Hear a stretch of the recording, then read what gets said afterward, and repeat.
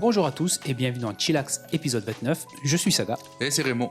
Et cette semaine, on va parler d'Astérix, le combat des chefs, la nouvelle série de Netflix. Non, pardon, c'est une dorade, autant pour moi.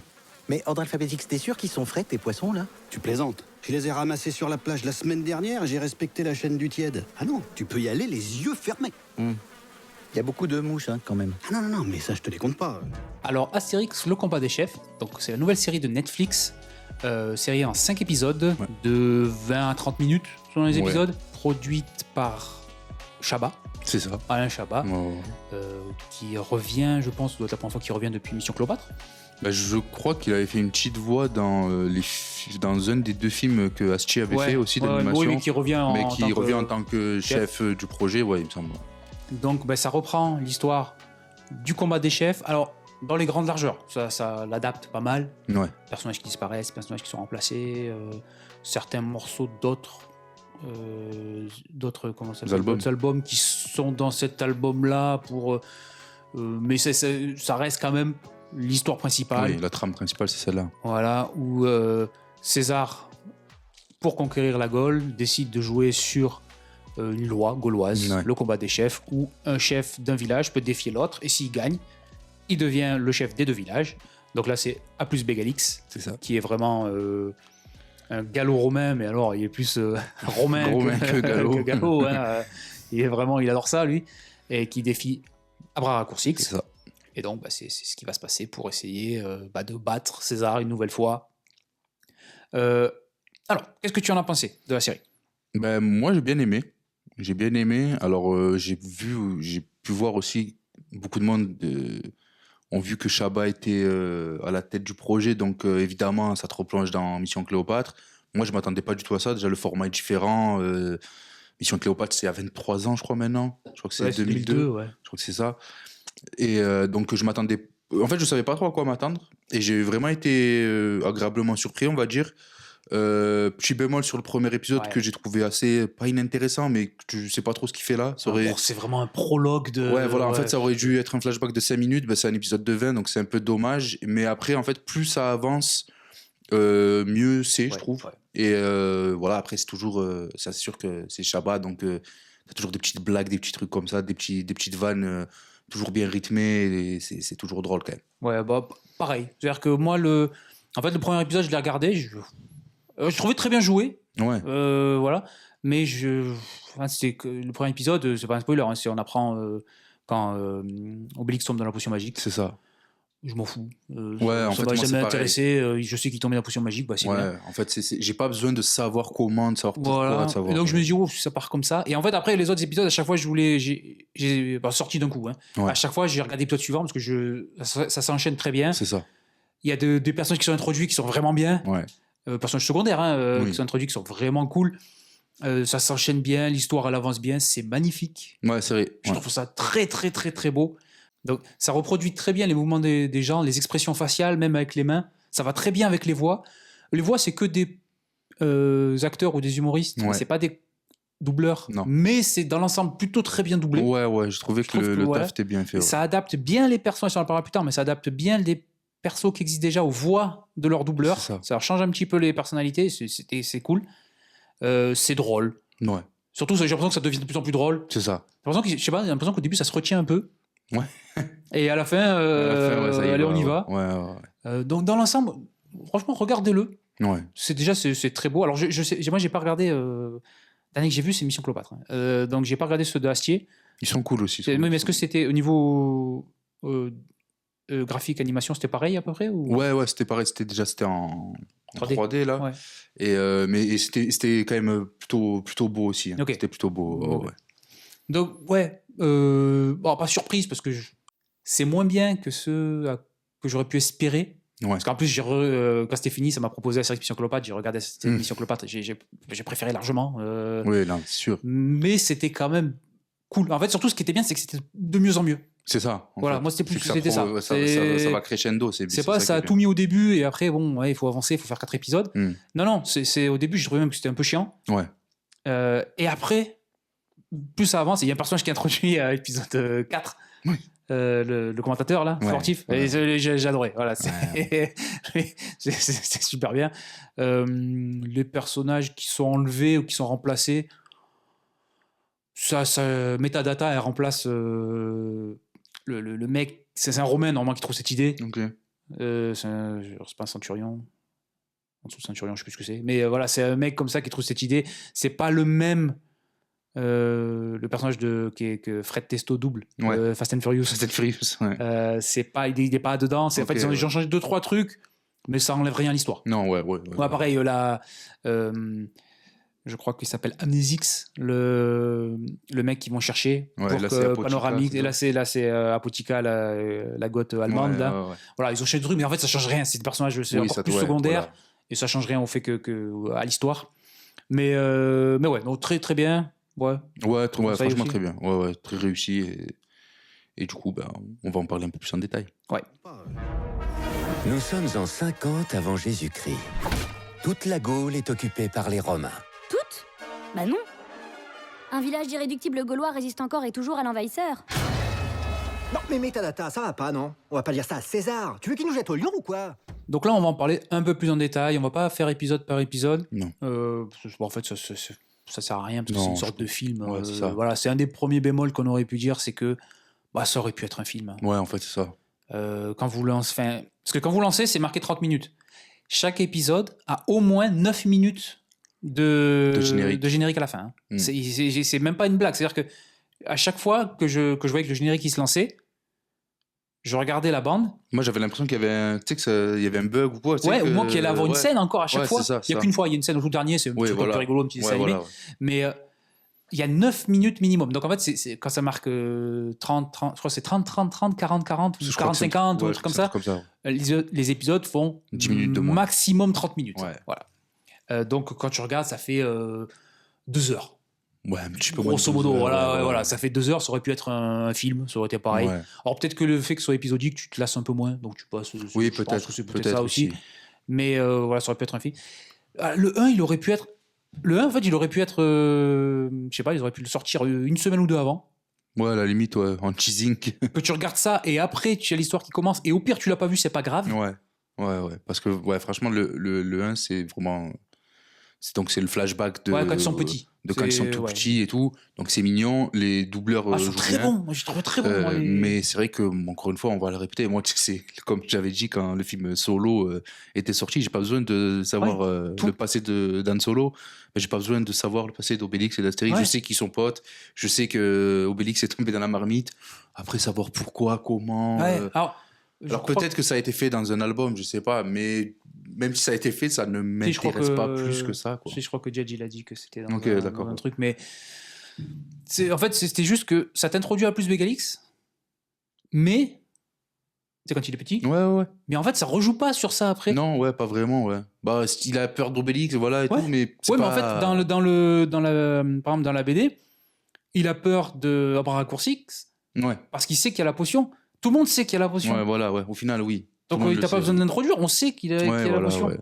Donc, voilà, franchement, j'ai trouvé que ça servait à rien. Ouais. Si, ça introduit les parents d'Obélix et... Oui, t'as 2-3 trucs comme ça. Mais c'est pas très intéressant. Alors, il est sympa l'épisode, hein, mais en fait, je l'ai trouvé long. Ouais, c'est ça. Le deuxième épisode qui fait la même. Font les deux premiers. Lui, quand c'est fini, je fais déjà. Ouais, en fait, c'est ça. C'est qu'en fait, dès le deuxième, tu rentres vraiment dans l'histoire. Et là, c'est intéressant. Et là, t'as vraiment plus de vannes, t'as plus tout ça, tu vois. Donc, Et même, en fait, comme tu t'attends à voir ton Astérix et ton Obélix, c'est ça. si on te les montre dans un autre contexte, un petit, tu t'en fous, en fait. Ouais, voilà. Personnellement. Ouais, voilà. Enfin, moi, comme je te dis, si sur les 20-25 minutes d'épisode, ça avait duré 5-6 minutes, ça m'aurait pas dérangé, tu vois. Ok, d'accord. Là, tout l'épisode sur ça... je trouvais que c'était un peu dommage, quoi. Parce que surtout qu'au final, tu te dis, putain, mais après, il n'y a pas 12 épisodes, il n'y en a que 5, tu vois, donc il va falloir aller vite un peu. C'est ce que j'avais peur après, en fait, une fois que j'ai fini le premier. Tu vois, et je trouve que c'est bien rythmé. Ça va, ça dure, donc on va dire 1 heure et quelques, les 4 derniers, là. Bah, c'est très bien. Ouais, c'est très bien. C'est peut-être un peu long pour un moment, tu sais, quand on peut parler là, quand il perd Obélix. Oui. Entre le moment où ça fait la grosse bataille, tu dis, on aurait peut-être allé un peu plus vite. Mais c'est bien rythmé, c'est-à-dire que c'était la bonne durée. Ouais, c'est ça. Je Je trouve trouve que ça. c'était la bonne Plus ça idée. aurait été peut-être. Ouais, un peu- ouais, je pense que ça aurait fait un peu embêté. On va parler du doublage. Ouais, Donc, Astérix, c'est Chabat. c'est ça. Obélix, c'est Lelouch. C'est Lelouch. Qui joue Obélix dans les Dans le derniers, non? Dans le dernier de Canet, en tout cas, je suis sûr que dans le dernier de Canet, c'est lui. Ouais. Je sais pas s'il en avait fait d'autres avant, mais Ouais, dans le ouais. dernier de Canet, c'est lui. Panoramix, c'est Thierry Lhermitte. C'est ça. Parce que c'est les personnages un peu principaux. Hmm. Un bras raccourci, c'est le mec de. Grégoire. du Palmachot. Ouais. Grégoire Ludic. Je sais Ouais, plus, je crois que c'est- voilà. Désolé pour les noms. Hein.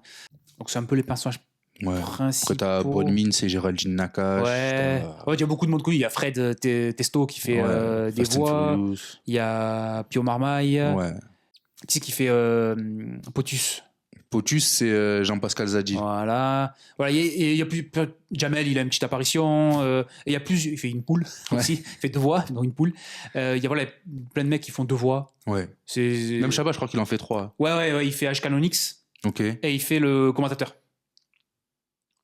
Le match de boxe, là, le mec qui commence le match de boxe, c'est Chabat aussi.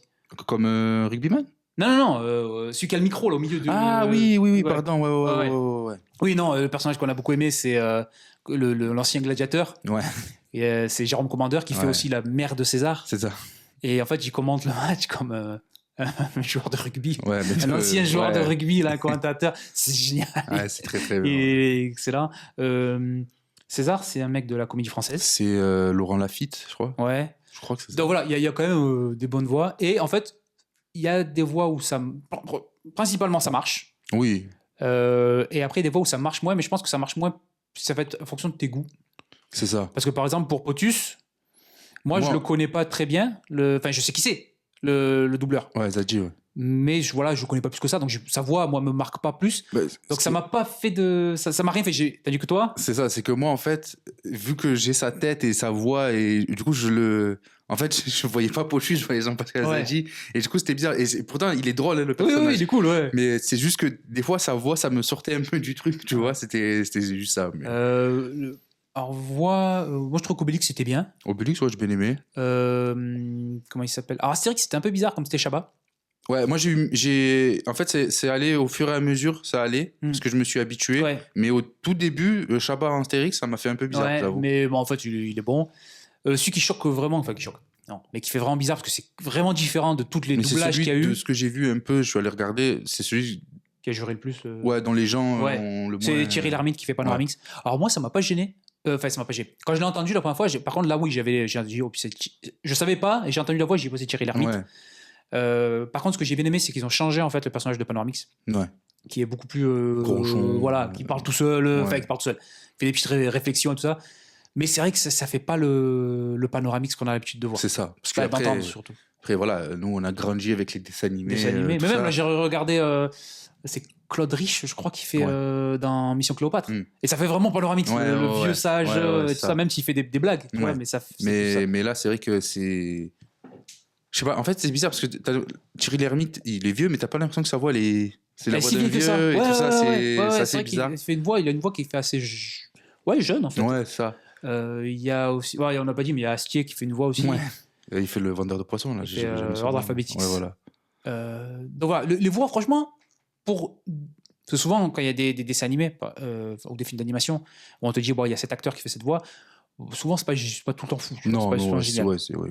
Mais là, en fait, j'ai trouvé que tout ça allait bien. Je Ouais. pense que c'est aussi dû à l'animation des personnages, Oui, qui est très très bonne. que tu as l'impression que c'était les mecs qui disaient leurs Ouais. répliques C'est ça. et qu'on l'animait de la façon dont Ouais. ils avaient dit leur réplique. Je trouvais que c'était vraiment bien. Des petits mouvements de main, des petits mouvements de visage. Mm. J'ai trouvé que c'était vraiment. Ouais, ça faisait réel. Ça faisait vraiment des trucs de. C'est con, mais ça fait vraiment des mouvements de français quand ils parlent. Ouais, c'est vrai. Pour moi, c'était Ouais. vraiment ça que j'ai ressenti. Ouais, Ça, ouais. c'était vraiment très très bien. Alors, au niveau de l'intrigue, si vous connaissez le combat des chefs, c'est vraiment la même. Ça finit pas pareil. Parce que dans le combat des chefs, à bras raccourcis qui s'y bat, Oui. pas plus Bégalix. Et après, bon, il y a quand même une baston à la fin, hein, mais là, le gros truc principal, c'est que Obélix a jeté un menhir sur Panoramix, Mm. et donc Panoramix a oublié, Ouais. perdu la mémoire. Et là aussi, il le change, en fait. Dans le livre, il devient vraiment fou, tu vois, il est tout le temps en train de rigoler. Il est plus comme dans le coup du menhir. Ouais, voilà, le dessin Ouais. animé, ouais. Là, il est. Là, non. Amnésique. Ouais, il est juste amnésique. Ouais. Voilà, il a une type de personnalité qui est un peu différente. Ouais. Mais pour moi, c'est plus adapté à l'ermite. Je pense que c'est pour ça qu'il a changé aussi. Ouais. Mais j'ai trouvé que c'était moins intéressant que. Ouais, du coup, ouais. Ben, en fait, t'as moins drôle, en fait. Ouais, voilà, t'as moins ce truc loufoque, un peu comique, tout ça. Et c'est plus. Mais parce que dans celui. Alors après, encore une fois, moi, ça fait pas mal de temps que j'ai pas lu de BD, Astérix et tout, donc je sais pas aujourd'hui où ça en est. Mais c'est vrai que maintenant, on axe beaucoup sur la relation entre les personnages et tout. Et donc peut-être que le fait qu'ils deviennent pas fous, mais juste amnésiques, qu'ils oublient les gens, bah, du coup, c'est plus, en fait, c'est plus important pour les personnages. Mais c'est vrai que toi, en regardant. Comme c'est pas des vrais gens. Ouais, voilà. Et que surtout, tu connais Astérix, tu sais que ça va bien se finir. Et que, voilà, donc voilà. Après, l'intrigue, ouais, c'était. J'ai pas vu venir qu'il allait perdre, tu vois. Obélix ? Ouais, c'est vrai, ouais. Ouais, je me suis dit, qu'est-ce qui va se passer ? Après, c'est vrai que ça va bien parce que là, il joue beaucoup sur le fait que, alors ça, je sais plus si c'est dans une BD ou pas, qu'il n'arrive pas à faire discours devant des gens. Il s'évanouit quasiment à chaque fois. Donc là, il s'évanouit, il perd. Mais comme il avait viré Astérix du village juste avant, parce que justement, c'est un truc dont il parle, je crois, dans le combat des chefs, et ils disent que en fait, c'est interdit qu'Obélix soit le chef. Ok, d'accord. C'est dans la loi, c'est pas possible. C'est-à-dire que là, oui, là ils disent, c'est simple, on va mettre Obélix, lui il a la potion magique, donc on s'en fout, tu vas le buter. Et en fait, c'est plutôt Astérix qui gagne parce que c'est lui en fait le dernier village irréductible à la fin. Il est tout seul, mais c'est un village. Donc voilà. Il y a après il y a beaucoup de références. À la fin, c'est les Avengers. Ouais, à la fin, c'est les Avengers. Mais c'est vraiment les Avengers, c'est Endgame. Hein. T'as énormément de références à Star Wars aussi. Ouais. Mais ça, il y avait déjà dans. Ouais, non, mais je veux dire, là, avec Dieudonné, quand tu lui présentes la mosaïque, ça fait vraiment une affiche de Star Wars. Oui, le rouge, là.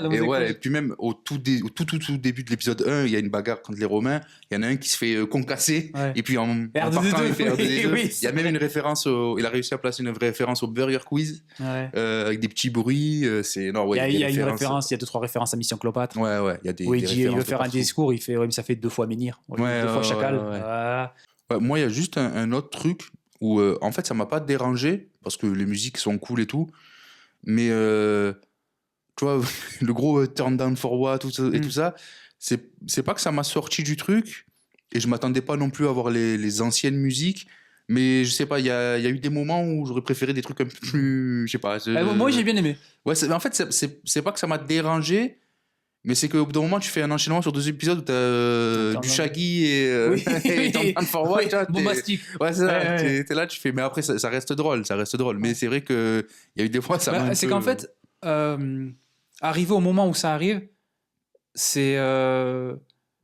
T'as compris que c'est pas les anciens dessins animés. Oui, donc voilà. pour moi, j'étais dans le truc il va se passer des trucs récents. C'est mieux que ça soit pas comme les anciens dessins animés, qu'au bout d'un moment, il faut adapter les choses. C'est normal. Bien sûr. Voilà.